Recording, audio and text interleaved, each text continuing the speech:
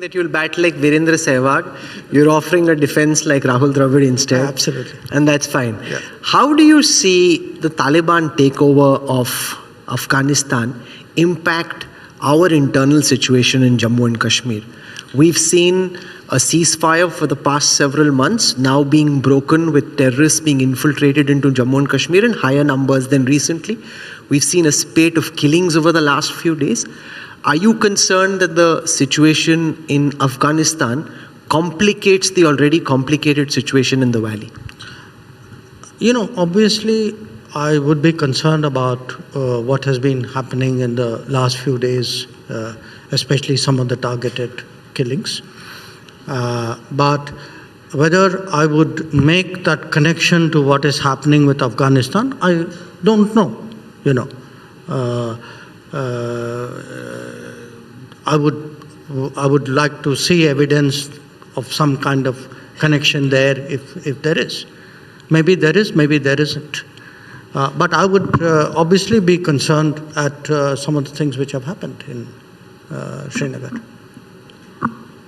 In terms of the internal security itself, there are reports, not just Indian intel reports, but also the UN reporting that Pak-based terror groups now joining hands and ranks with the Taliban is a concern. Is that a real concern for India? Look, Gita, there were a very large number of Pak nationals who you call them foreign fighters, call them terrorists.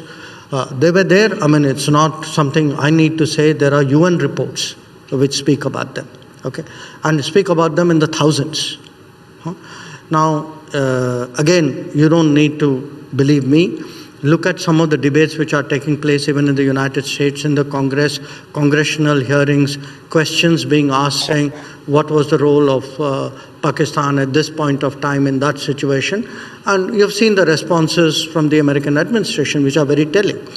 So things are happening there. The role of Pakistan in what happened in Afghanistan is not a secret. It is very, very public. It is more public now because even they now speak about many of these things. So obviously that is a concern for the entire neighborhood, for the whole region.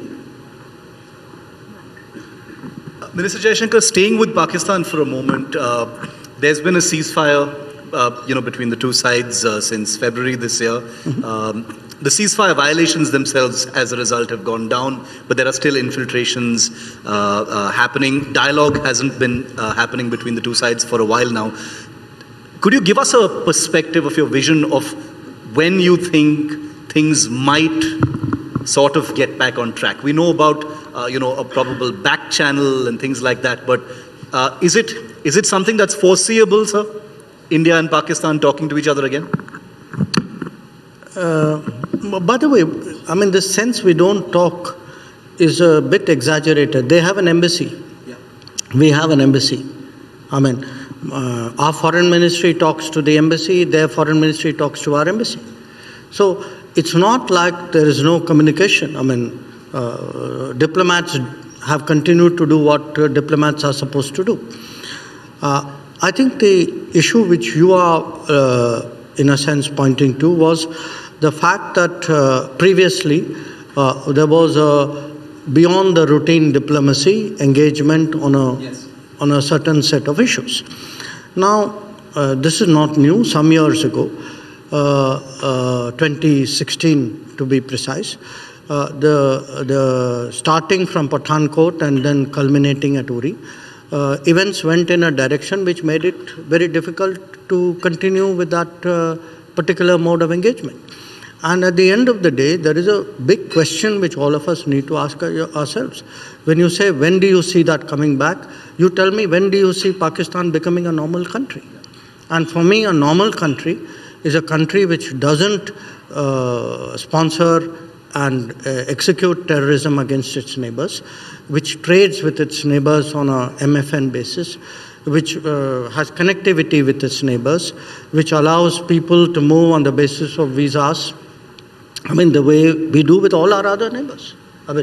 If I look at a Bangladesh or a Nepal or a Sri Lanka or a Maldives, question is, when do I have something similar with Pakistan?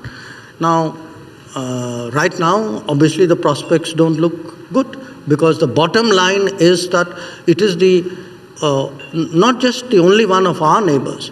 There are very, very few, to my mind, actually no other situation in the world today where a country actually runs this kind of, scale of terrorism against the neighborhood. Minister.